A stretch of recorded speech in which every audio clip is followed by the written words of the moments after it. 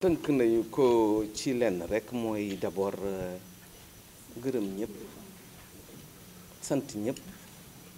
sant bu baax yàlla bi mu ñu mayee bi ñu defee stratégie bi depuis 2016 mu may ñu tey ñu mën a taxaw fii ne dañuy càmbaraat li ñu defoon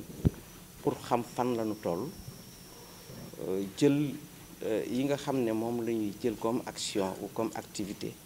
ñu xam naka lañ koy boolee lëkkale gën a xam fi ñu jëm xool li nga xam ne moom la ñu liggéey depuis 2016 loolu nag dañu ci am sunu partenaire bu ñuy wax PNUD de PNUD boo jëlee dee bu mujj bi xam nga développement la programme des Nations Unies pour le développement donc lii dafa bokk ci développement mu ànd ak ñun ci loolu ànd ak ñun ci leneen waaye tey ci moom moo ñu permettre pour ñu def ko fàttewuñu nag ne dañoo amoon bi ñu defee stratégie ay femmes ay organes ñoo xam nga dañ ko tegoon ñaan organe de gouvernance ñooñu dañuy continuer di jouer seen rôle waaye suñu def ñu indil ay consultants yi nga xam ne daf ñu may ñu def liggéey bi su ko defee ñi mën a valider li ñuy wax copie donc dañ ciy ànd ak secteur privé parce que secteur privé bi président de la république daf leen jox rôle bu am solo ci stratégie bi d'ailleurs sax ci Sénégal yëpp dañ koy tabaxee ci émergence bi projet boo gis am na waaye numérique bi moom daf na leen yéen ñaar fukk boo gis juróom ñaar fukk yi ak ñett yéen secteur privé yéen a ko moom man public ak ñi ma àndal fukk ak juróom ñaar laa leen jox li ñuy wax nag partenariat public privé day ànd ak public ànd ak privé loolu ñoom jox naa leen 100 yoo gis-gis jox naa leen ci fukk stratégie bi financement bi ñaata la 1361 milliards fii ak 2025 loolu dafa laaj liggéey te bi ñu ñëwee ba fii laaj na tey jii ña ko àndoon defar ko ak ñi ci yokk tey ak ñi nga xam ne ñooy bénéficiaire parce que bari nañu opérateurs yi ak partenaires techniques yi ñu toog rek xool loolu yépp pour sénégalais yi gën a xam sax stratégie bi naam waaye ñu càmbar ko bu baax ba nga xam ne duñ ne dañuy génne stratégie bu jeex mais daan ko actualiser parce que secteur bi ñu nekk dafa di secteur boo xam ne dafa gaaw day daw te ñun ñi nga xam ne ñooy mettre en œuvre parce que mise en œuvre stratégie du rek ministère bi partie prenante yëpp dañ ci bokk comme ni ñu ko waxee léegi ñun dañuy mën di ànd ak jamono ba nga xam ne lii nga xam ne dañu ko jox ne da ngeen koy def te sama objectif lii la moom la président wax yemul sax naam ci stratégie bi dafa ko dugalaat ci li ñuy wax 535 mu jël ko mu nekk 3e initiative muy PSE numérique mu waxaat ci yeneen yi nga xam ne que ne innovation la waxaat ne dafa bëgg mu bokk ci 7 pays africains yi Sénégal yoo xam ne ñooy jiitu ci numérique ak ci économie ak innovation loolu nag da ngay xoolaat sa bopp mu ni nañu indi li ñuy wax capital humain le représentant du PNUD wax na ko léegi ci capital humain bi loo xam looy def rek da nga koy njëkkee ci nit parce que nit a koy def donc loolu dañ ci wax ne nañ xool bu baax nañ lañ koy renforcer muy njàngale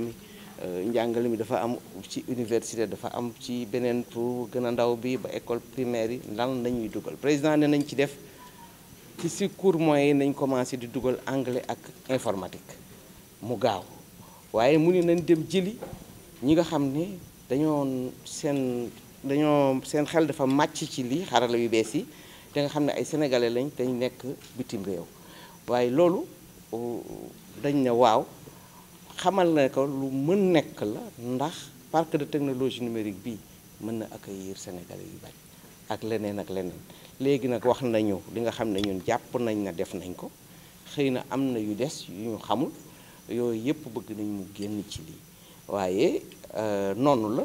dëkk day dox politique day dox il faut que nit yi nangu bu ñu liggéeyee ba ci kanam ñu taxaw nag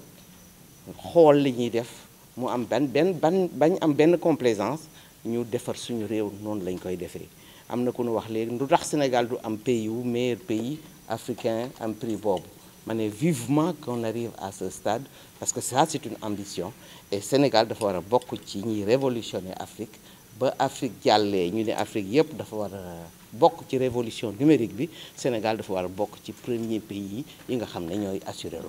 loolu daal mooy waxtaan wi tey maa ngi leen di gërëm di leen sant di rafetlu suñu jataay di remercier ñëpp merci beaucoup. Kébir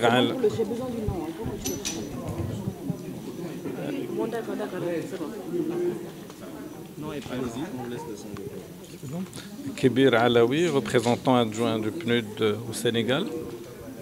Aujourd'hui, on a donné le coup d'envoi de la revue, l'actualisation de la stratégie numérique 2025.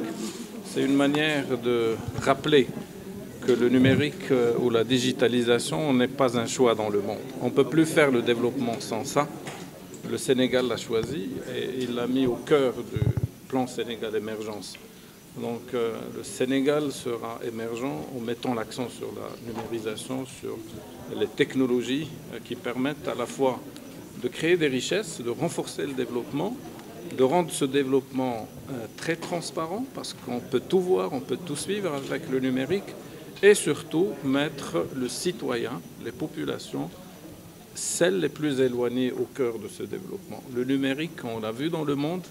a permis de le faire. On peut lutter contre la pauvreté, on peut donner à tout le monde accès à l'information, à tout le monde l'accès aux chances de développement.